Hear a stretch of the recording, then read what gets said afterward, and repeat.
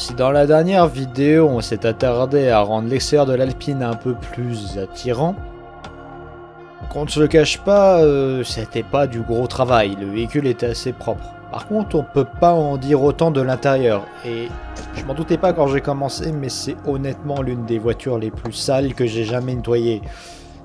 Bon, comme dans la dernière vidéo, cette vidéo n'est en rien un tutoriel. Vous êtes libre de suivre mes conseils, mais là c'est vraiment un nettoyage extrême qui ne serait pas nécessaire à conduire sur un véhicule en bon état.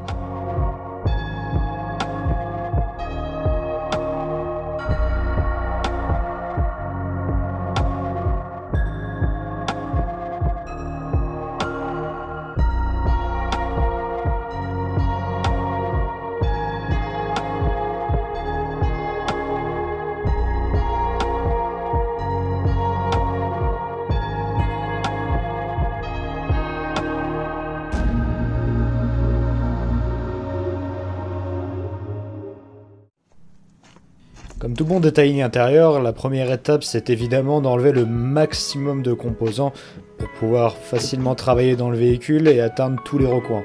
La première étape c'est bien sûr les sièges.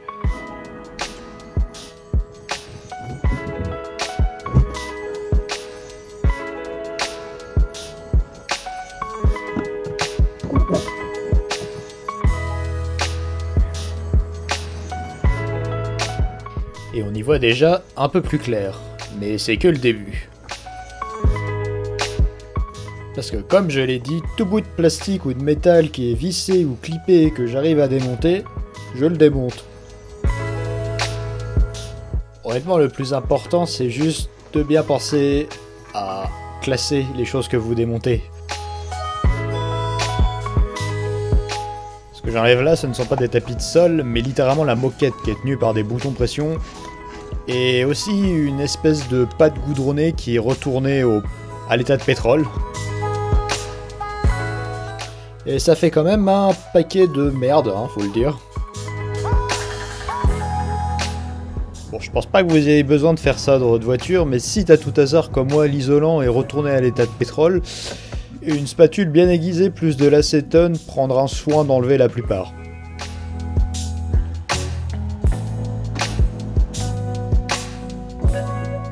Bon, pour vous, la première vraie étape, ça va être un bon coup d'aspirateur.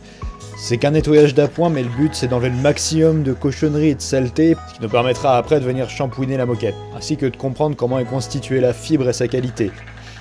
Parce qu'ici, en dehors d'être décoloré et avoir pris une teinte verdâtre alors qu'à l'origine elle était grise, je constate aussi que les fibres sont fatiguées, ce qui veut dire qu'il faudra que j'adapte mes techniques de nettoyage dans le futur pour ne pas l'abîmer plus.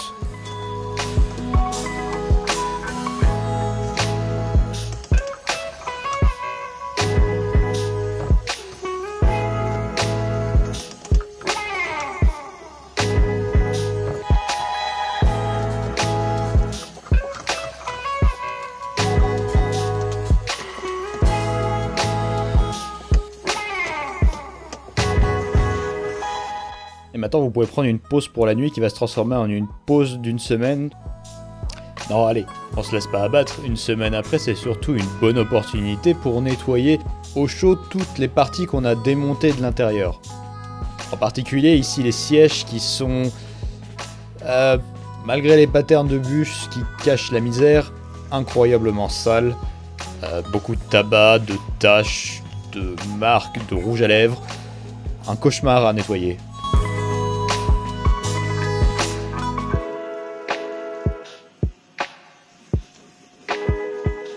Il existe plusieurs moyens pour nettoyer du tissu et des sièges.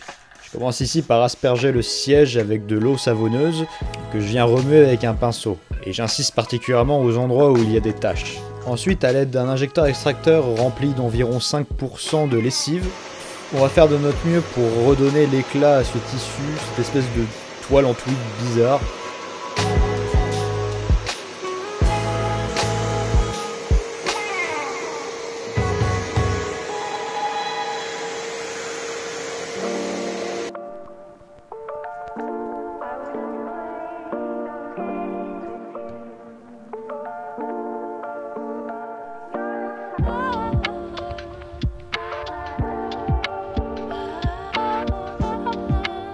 Même si ça paye pas de mine, voici ce qui est sorti de ces sièges dans lesquels personne ne s'est probablement jamais assis. Bon, pour les sièges avant, pas de chance, c'est pas juste un bout de mousse, il y a un peu plus de matériel. On va essayer de commencer par nettoyer tous les rails et les parties en plastique. Pour ce faire, j'utilise en combinaison d'un pinceau un aspirateur pour enlever le plus gros de la saleté.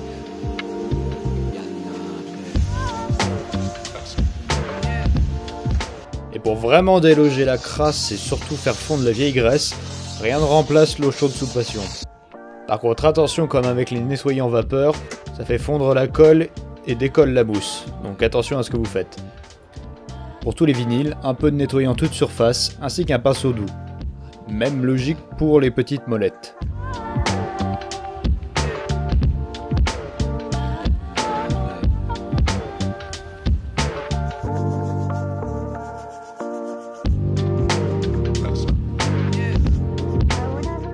Malgré son usure, elle retrouve une belle couleur mate, après avoir récupéré la crasse à l'aide d'un chiffon doux.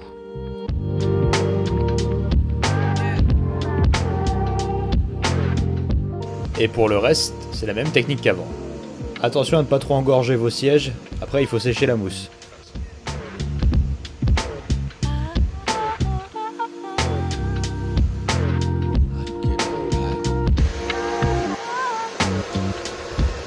S'il vous plaît, lavez-vous la tête, je vous en supplie.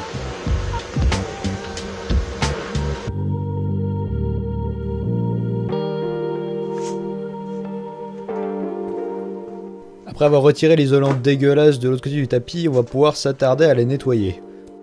J'utilise globalement la même méthode que sur les sièges, mais un peu plus violent, et avec un peu d'air comprimé pour vraiment enlever le plus lourd de la saleté. Pour enlever les taches de gras et de cambouis, j'utilise encore une fois de la vapeur.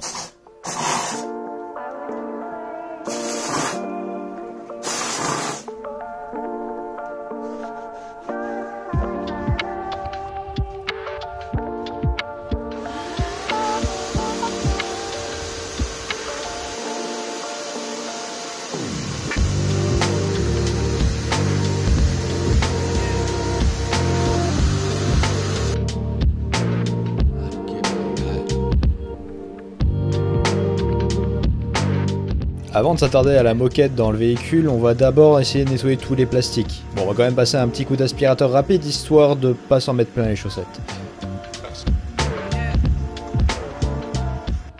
Avant d'introduire un liquide, d'abord on va essayer de dépoussiérer au maximum à l'aide d'un pinceau doux et encore une fois de l'aspirateur et d'air comprimé.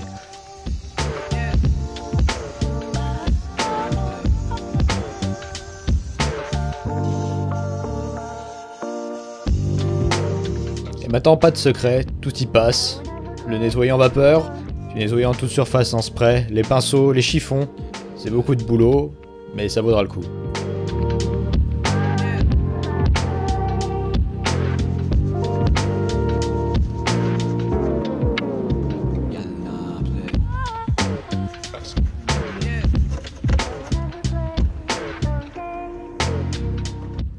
Pour le volant, c'est un peu plus technique. Effectivement, il faut noter que normalement le cuir, quand il est propre, est mat. Évidemment, il peut être lustré avec les années, mais le but c'est d'avoir une couleur la plus neutre possible et surtout d'insister dans les coutures pour enlever le maximum de crasse.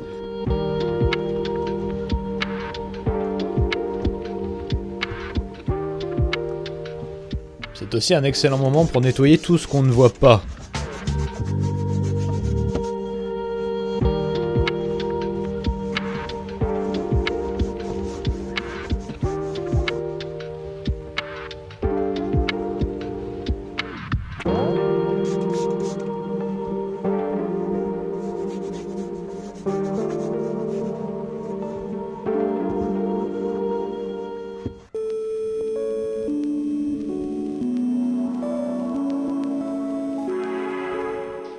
Et maintenant que tout autour est propre, on peut enfin retourner à la moquette sans avoir peur de la ressalir après.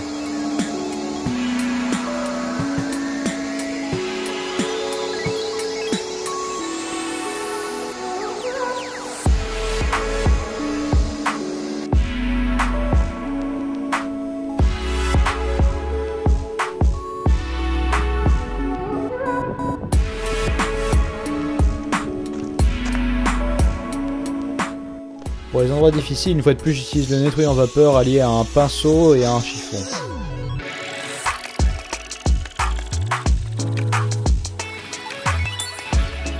Et avant de passer à l'étape de la protection, on nettoie en détail à l'aide de coton-tige à défaut d'avoir des petits pinceaux pour m'aider.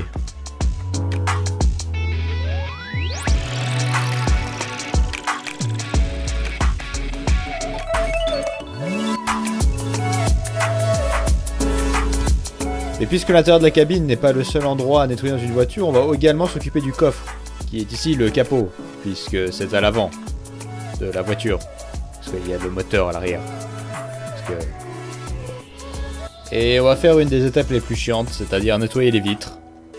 J'ai pas de méthode miracle. En réalité, la méthode miracle, c'est d'utiliser du vinaigre, mais j'ai pas spécialement envie que ma voiture sente le cornichon, donc on va se limiter à du nettoyant vitre sans alcool. Évidemment, c'est important pour ne pas bouffer le film teinté. Et croyez-moi, des vitres sur cette voiture, il y en a beaucoup. Et beaucoup qui sont en plastique d'ailleurs. Je me demande si vous pouvez deviner lesquelles.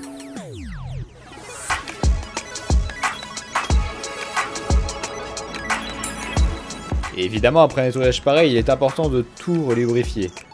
Les rails des sièges, les serrures de porte, et même les loquets de porte.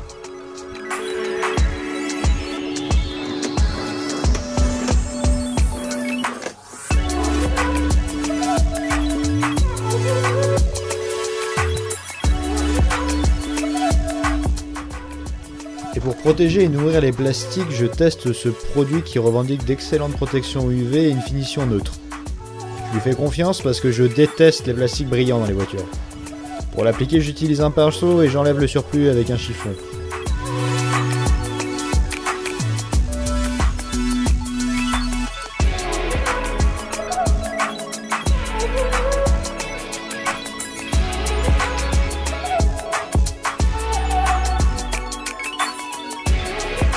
Et pour tous les vinyles, on applique exactement le même traitement.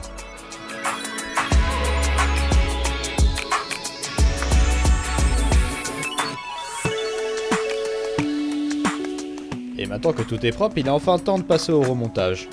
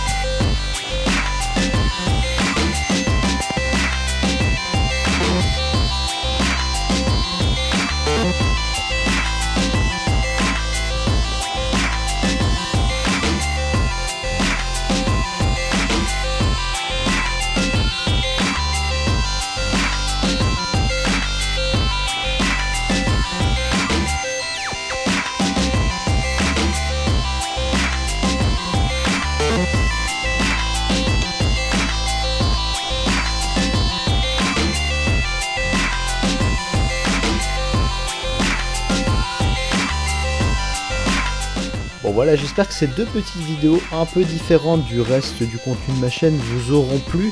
C'est plus une mise en bouche qu'autre chose. On va évidemment retourner à des vidéos plus orientées mécanique et sans doublage dans les prochaines, qui personnellement je préfère réaliser. Et voilà, ça va être amusant de faire quelque chose d'un peu différent. Et encore une fois, j'espère que vous avez aimé. N'hésitez pas à me laisser en commentaire votre avis et ce que vous préférez comme type de vidéo. A plus!